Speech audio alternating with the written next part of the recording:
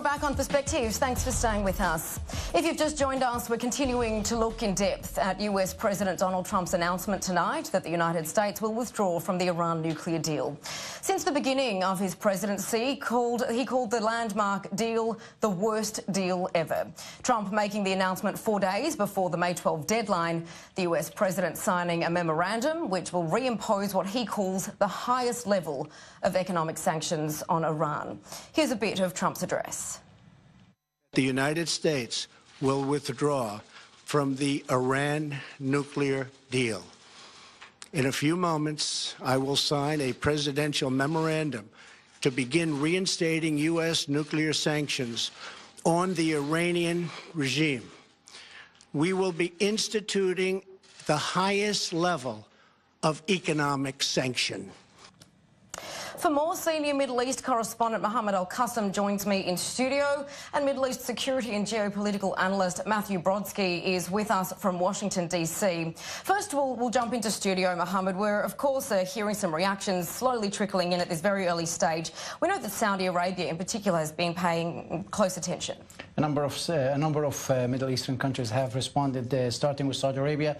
They're very happy with this decision. They said in a statement that they fully support the U.S. administration and President Trump regarding pulling out of the administration, saying that the money was used by the Iranians to support aggression. Also, Bahrain, United Arab Emirates, not surprisingly, followed Saudi Arabia's sentiments. But also we're hearing from Turkey. Just came out from Ankara, spokesman for President Erdogan, who said that this unilateral decision by the U.S. will only destabilize the region. All right. Now, this, of course, is not only to do with the Iran nuclear deal. It's also about attempting to curb Iran's growing influence in the Middle East and using the $100 billion that Tehran says it has managed to get in terms of these sanctions relief. Could this, though, backfire for Trump when it comes to Iran's influence in the region? Well, one of the things that President Trump emphasized is trying to curb and block the continuing influence, expanding influence of Iran in the region.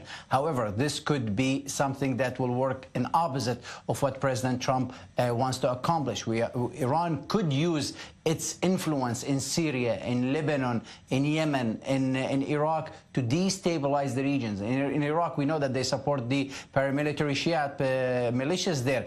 They could pressure those militias that who are trained, financed by the Iranians, maybe to engage with the Americans in Iraq. The same can be said in Lebanon, pressuring Hezbollah to engage militarily with Israel. So Iran could play a role here where it's present in the region and try to destabilize some of these countries that it's in trying to pressure the U.S. in trying either to get back into this deal or maybe get into or not even impose the sanctions that it said that it wants to impose. All right, let's bring Matthew Brodsky into the conversation. Matthew, looking more broadly here, of course, at the context that Mohammed even pointed to, we know that these sunset clauses are only set to expire in 2025 and 2030. Why is May 2018 the time to walk away? Well, I think it was a commitment that he made, and the fact is Iran, throughout the course of the deal, just by sticking to the deal, actually gets to improve their program, not just when it comes to the technological expertise that they're allowed to continue. They're just not spinning uranium at the moment. But they also get to still work on their weaponization program still. We don't have adequate inspections in their military sites, so they get to still work on miniaturization process and a whole bunch of other aspects of the program that we simply can't touch. So the longer the deal went on, the worse it was, and it's better to reestablish leverage now, which we've begun the process to do, and then we can hopefully arrive at a much better deal that actually does what the deal was supposed to do, which is to prevent them from getting nuclear weapons. All right, let's move into studio. Mohammed, let's get your perspective on that. The IAEA, the Europeans, have said that this deal prevented the Iranians from either re-establishing, re-enriching uranium or restarting its nuclear program. This is something that was guaranteed, or at least these institutions, these parties have given credence to. Also, now Iran, in another step, could actually pull out from the non-proliferation treaty. This is something that is extremely important, because now in Iran there is an oversight. Someone is monitoring the Iranian activities. But if no one is there, if Iran pulls out, if Iran is no longer a participant in this Iranian nuclear program, then Iran will actually continue without having anyone monitoring them from the IAEA or even the European Union.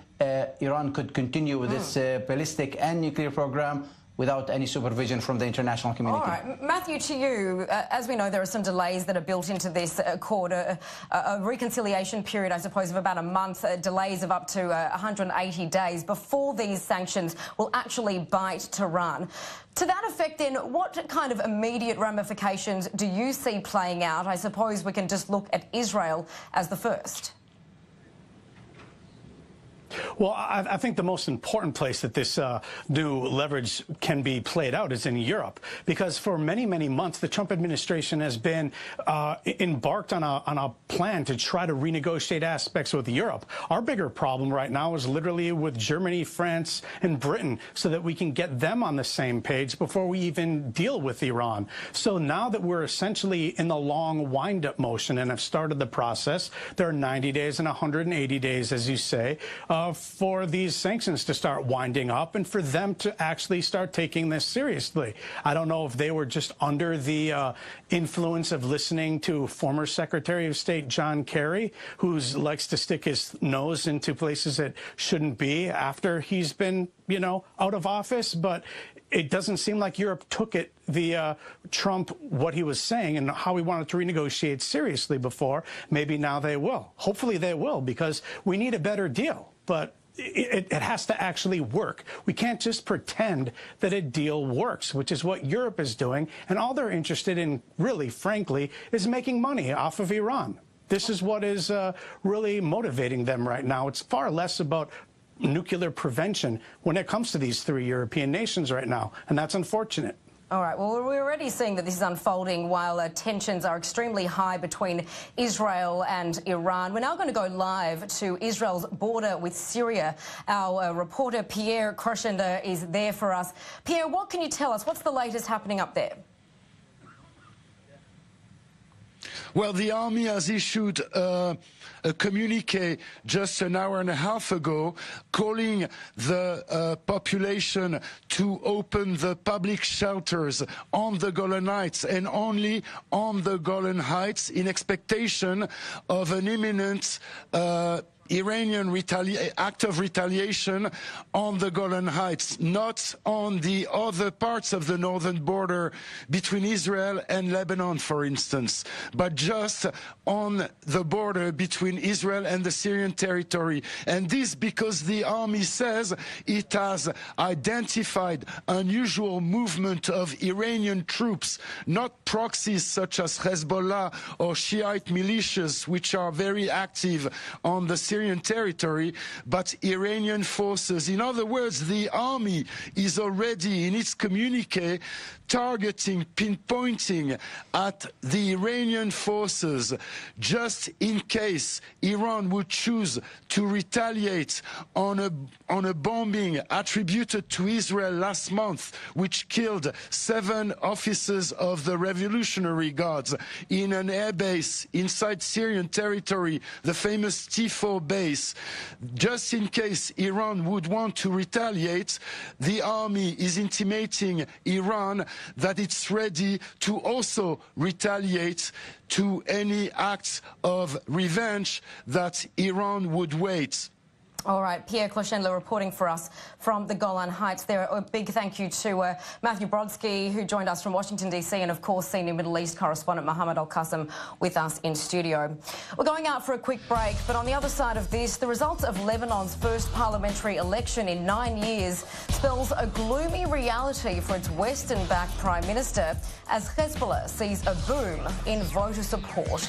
We look at who the winners and losers are as the Iran-backed group grows in popularity. Plus, to cheers and celebration, Israeli soldier Alor Azaria is freed from prison early to attend his brother's wedding. More on the case that's divided the nation after the break.